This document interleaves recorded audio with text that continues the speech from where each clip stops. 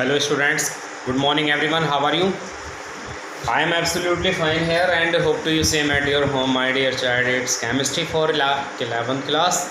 So 11th class में हमारा chapter second चल रहा है, that is atomic structure. Atomic structure के बारे में बहुत सारी बातें हो रही हैं। एटॉमिक स्ट्रक्चर के रिगार्डिंग आपने एटम के स्ट्रक्चर के बारे में पढ़ा है कि आपने उसके मॉडल्स पढ़ लिए हैं, जैसे जे थॉम्सन मॉडल आपने पढ़ा है, रदरफोर्ड अल्फा स्कैटरिंग मॉडल आपने पढ़ा है। अंडरस्टैंड्स के साथ साथ आपने और भी बहुत सारी जो उसकी जो एटम की जो बहुत सारी इलेक्ट्रॉन्स की जो बहुत सारी प्रॉपर्टीज़ हैं, like wavelength, like frequency, amplitude, ये सब चीज़ें आप पढ़ चुके हो, वेव नंबर एक्सेट्रा आप पढ़ चुके हो। तो आजकल हमारा एक टॉपिक चल रहा है, that is black body radiation. ये भी मैं आपको लास्ट पीरियड में पढ़ा चुका हूँ। इसके साथ साथ आपको पढ़ाया गया है फोटो इलेक्ट्रिक इफेक्ट। तो सबसे पहले तो हम एक बार फिर से यहाँ पर थोड़ी सी बात कर लेते हैं, ब्लैक बॉडी रेडिएशन क्या होता है।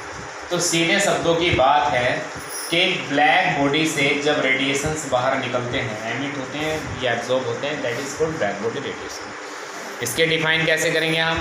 The substance being heated is a black body, यानी कि कोई सब्सटेंस जो कि हीट किया जाता है वो ब्लैक बॉडी है। और फिर कहा जा रहा है that is a perfect absorber and the perfect radiator, जो कि एक परफेक्ट एब्जॉर्बर है और परफेक्ट रेडिएटर है। विच कैन एमिट, जो कि एमिट कर सके, एंड एब्जॉर्ब, और एब्जॉर्ब भी कर सके, ऑल काइंड्स ऑफ फ्रीक्वेंसीज, जो कि सारी काइंड की जो फ्रीक्वेंसीज हैं उन सबको एमिट कर सके। और फिर कहा गया है emitted radiations are called black body radiation. सीधे शब्दों में अगर बात की जाए तो ओनली हाफ लाइन की डेफिनेशन है, क्या है? The substance being heated is a black body, then the emitted radiations are called black body radiation. बस फर्क ये है कि जो आपकी वो ब्लैक बॉडी है, तो वो ब्लैक बॉडी क्या है? ब्लैक बॉडी परफेक्ट एब्जॉर्बर है, परफेक्ट रेडिएटर है, as well as that can be absorb और emitted all kinds of frequencies. Black body तो हो, लेकिन इसके साथ साथ एक परफेक्ट एब्जॉर्बर भी, परफेक्ट रेडिएटर भी हो, जो कि एब्जॉर्ब कर सके, एमिट कर सके मैनी काइंड्स की जो आपकी फ्रीक्वेंसीज होती है। तो that is called black body radiation. इसके बाद आपको आया था photo electric effect. What is photo electric effect? The radiations with frequencies greater than a certain minimum frequency।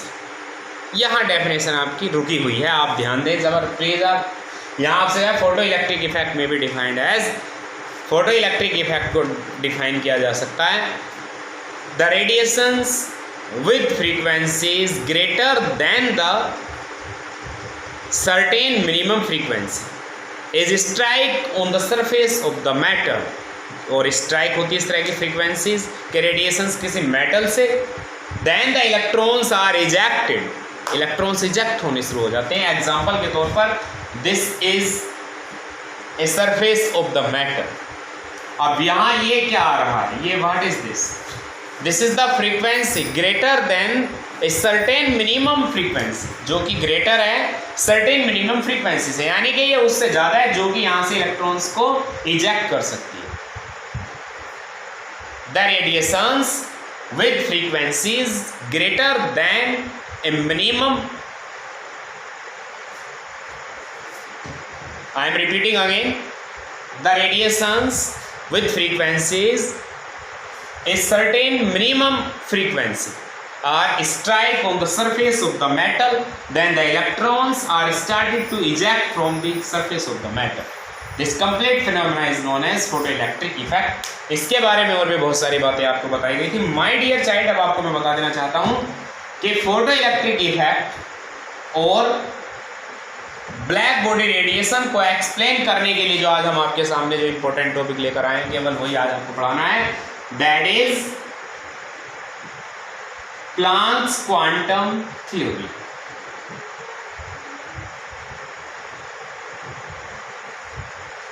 ये आज आपको पढ़ाना है, Planck's quantum theory, very very most important theory for you.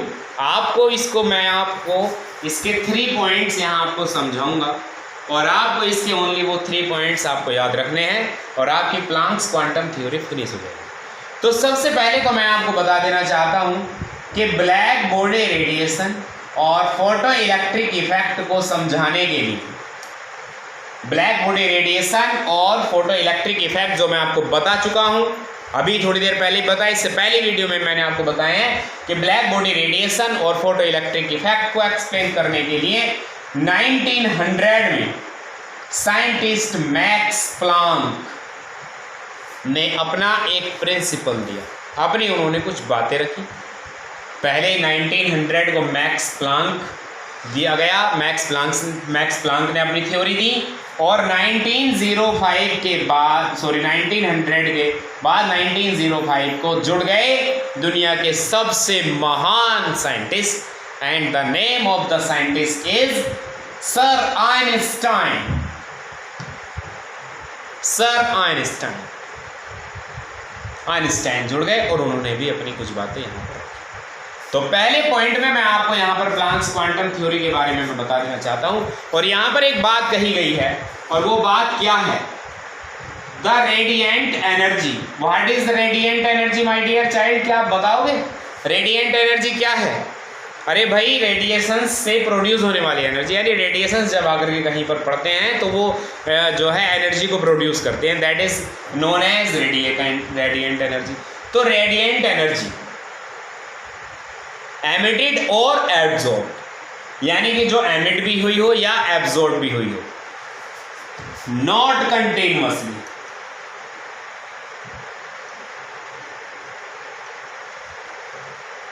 वो कंटिन्यूअसली नहीं निकलती। द रेडिएंट एनर्जी एमिटेड और absorb not continuously but डिसकंटिन्यूअसली। वो कंटिन्यूअसली नहीं रेडिएंट एनर्जी निकलती है, बल्कि वो क्या होती है? डिसकंटिन्यूअसली निकलती, इन द फॉर्म ऑफ, किसकी फॉर्म में? यानी जब जो रेडिएंट एनर्जी होती है, चाहे वो एमिटेड हो रही हो चाहे वो एब्जॉर्ब हो रही है, वो कंटिन्यूअसली नहीं निकलती। ना तो कंटिन्यूअसली एब्जॉर्ब होती है ना कंटिन्यूअसली एमिटेड होती है, but discontinuously in the form of small discrete packets,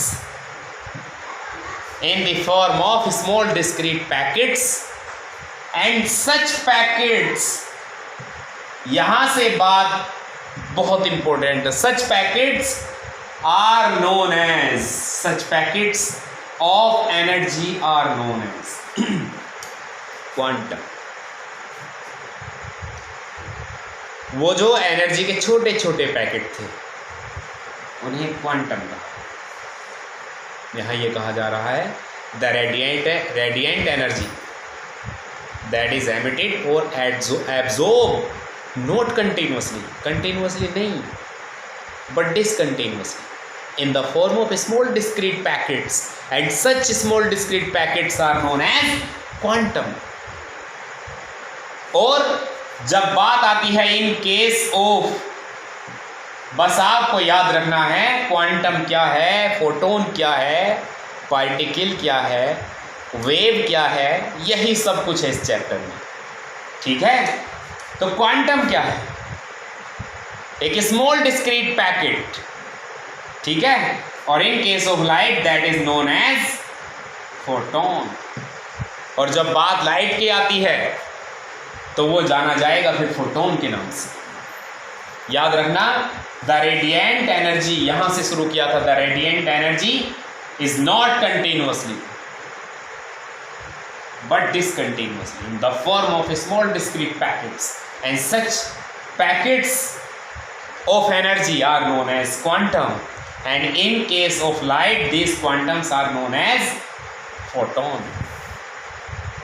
तो क्वांटम यहाँ सबसे छोटी एक क्वांटम क्या है, एक पैकेट है, एनर्जी का एक पैकेट है जो एब्जॉर्ब होता है या एमिट होता है।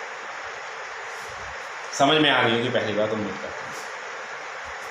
अब आपको मैं लेकर के चलता हूँ दूसरी बात पर। यहाँ क्वांटम प्लांक्स ने, मैक्स प्लांक्स ने फिर क्या बताया, यहाँ इन्होंने बताया the energy of a quantum. यहाँ आ गए the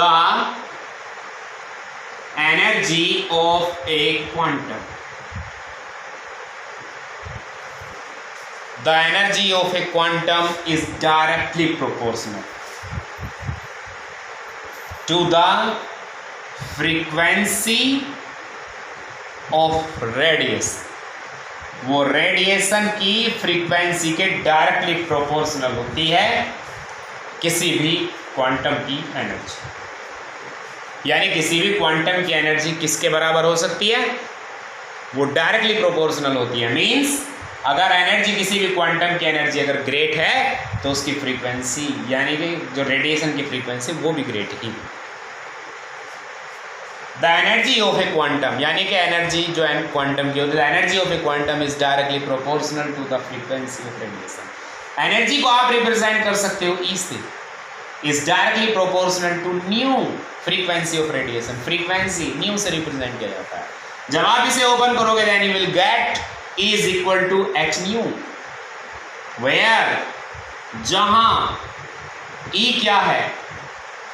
E is the energy of quantum.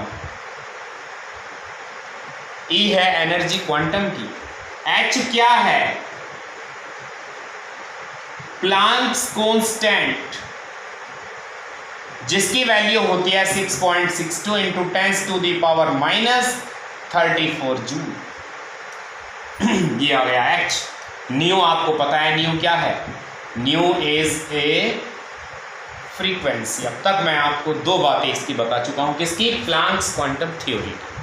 पहली बात, द रेडिएंट एनर्जी एब्जॉर्ब और emitted not continuously but discontinuously in the form of small discrete packets and such small packets are known as quantum and in case of light these are known as photon.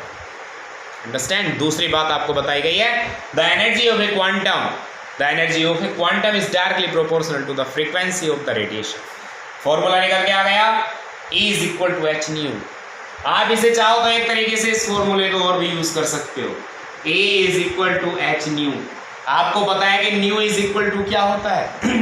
C upon lambda होता है। तो जरा ये value यहां पर put करना, तो A is equal to H C upon lambda. ये लीजिए, वेरी वेरी इंपॉर्टेंट फॉर्मूला। इन्हीं पे न्यूमेरिकल्स हैं, बस आपको पता होना चाहिए कौन क्या है। E है energy of the quantum, H है Planck's constant, C is the speed of light, lambda is the wavelength और न्यू आपको पता ही है। न्यू क्या है? New is frequency of the radiation. उम्मीद करता हूँ आपके दो बातें समझ में आई होंगी। अब मैं आपको लेकर के चलता हूँ तीसरी बात पर, the total amount of energy. Understand? The total amount of energy radiant और एमिटेड और absorb. The total amount of energy emitted और absorb of a body will be the sum whole number quantum will be sum whole number quantum। कैसे इसको आप लिख सकते हो? E is equal to n h nu। n यहाँ पर क्या है? Number of electrons. तो ये है आपकी तीसरी बात। ये आपकी तीसरी बात आपको बतानी थी मुझे। क्या बता रहे हैं?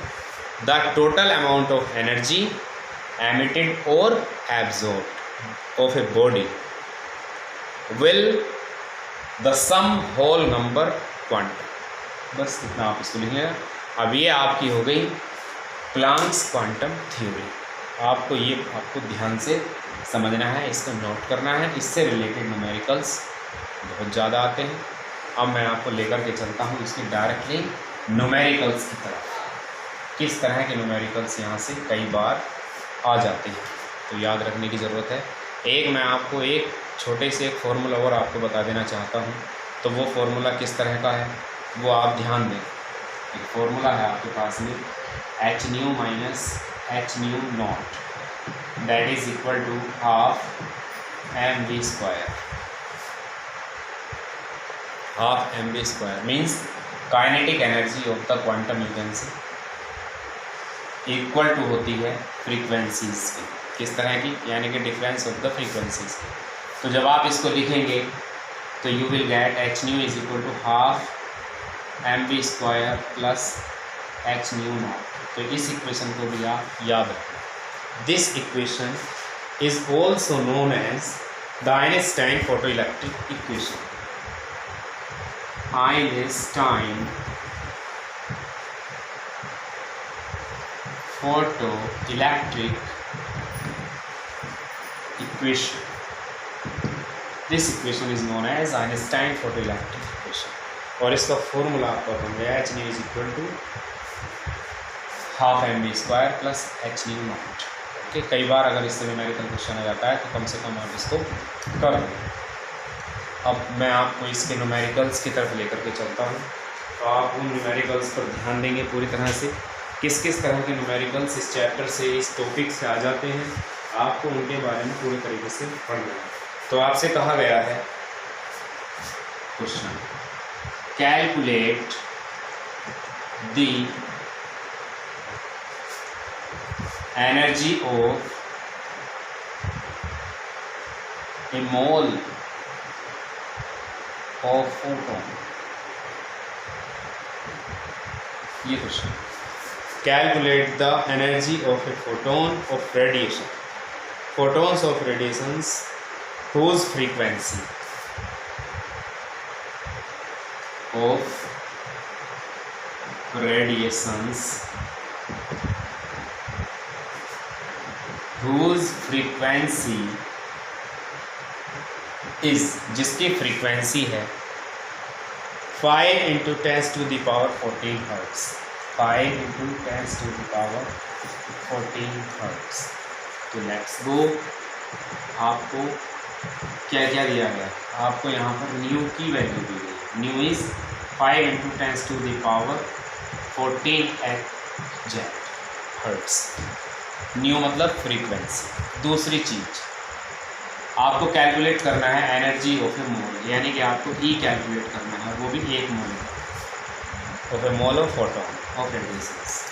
आपके यहाँ पर सी भी आपको पता होना चाहिए, 3 × 10⁸ मीटर/सेकंड। इस कंडीशन में व्हाट यू कैन डू, इस कंडीशन में आप कर सकते हो, वी नो दैट, आप जानते हो, सबसे पहले आप यहाँ पर एनर्जी निकाल लीजिए एक फोटोन की। तो energy of a photon, bracket में आप ई लिखेंगे। ई क्या है बताइए? एनर्जी है। तो यहाँ फॉर्मूला आपका क्या लगेगा? H new. एच की वैल्यू क्या होती है? 6.62 × 10⁻34। न्यू की वैल्यू क्या है? 5 × 10⁻14। इस कंडीशन में आपको करना कुछ नहीं, 5 की मल्टीप्लाई इससे कभी भी, 5 × 2 = 10, 5 × 6 = 30 एंड 1 31, कैरी 3, 5 × 6 = 30 एंड 3 33। ये लीजिए पॉइंट पीछे से 2 के बाद इंटू 10⁻, ये माइनस के 34 हैं और वो प्लस के 14 है। तो ज़रा सब्ट्रैक्ट करना, माइनस के 20 बची, जूल आ गए, बस यही आंसर है। लेकिन अभी ये तो आ गया एनर्जी ऑफ ए फोटोन। आपको निकालनी है energy of A mole of photon. Photon के 1 मोल की एनर्जी, यानी कि E इज इक्वल टू, उस कंडीशन में आप ये जो आपकी एनर्जी अभी आपने कैलकुलेट कर की है, एनर्जी ऑफ E क्या है? एनर्जी ऑफ ए फोटोन, ये फोटोन की एनर्जी है, इनटू एन एवोगैड्रो नंबर। बस एनर्जी क्या है अभी आपकी 33.10 × 10⁻⁻20 और एवोगैड्रो होती है 6.022 × 10⁻23। जो भी आएगी वो आपकी आंसर है। समझ में आया? मोल का पूछा है ना, तो मोल में तो आपको पता है मोल में इतने एटम होते हैं भाई। 1 एटम, ये तो 1 एटम की एनर्जी है। आपको 1 फोटोन की एनर्जी है। आपको अकेले एक फोटोन की नहीं, आपको 1 मोल फोटोन की निकालनी है। ये तो 1 एटम की होगी, तो 1 मोल फोटोन की कैसे निकालेंगे? 1 मोल आपके पास में फोटोन होने चाहिए, तो 1 मोल फोटोन तो इतने एटम्स में होगा। 1 मोल फोटोन तो इतने एटम्स में होगा, 6.022 × 10⁻23। उसकी मल्टीप्लाई गिवन एनर्जीज कर दी, दैट्स ऑल फाइनल। अंडरस्टैंड? इस तरह से भी आप इनको कर सकते हो। तो इसी तरह के क्वेश्चंस आपको मिलने हैं। आज की वीडियो में केवल आज आपको ये प्लांक्स क्वांटम थ्योरी दी गई है, लेकिन इससे रिलेटेड जो भी क्वेश्चंस अब आपके होंगे वो आपको करके दिखाने, और ये आज ही आपको करना है। हम जो है टॉपिक वाइज टॉपिक चल रहे हैं, हमें छोटे छोटे स्मॉल टॉपिक्स लेने हैं, ठीक है, और अपने चैप्टर्स को आगे बढ़ाना है। देखिए हमें घास नहीं काटनी है, हमें हर एक चीज़ को बहुत ही अच्छे से बड़ी बेहतरीन तरीके से हमें पढ़ना बस, ठीक है my dear students. Okay, thank you and have a nice day. Good morning everyone.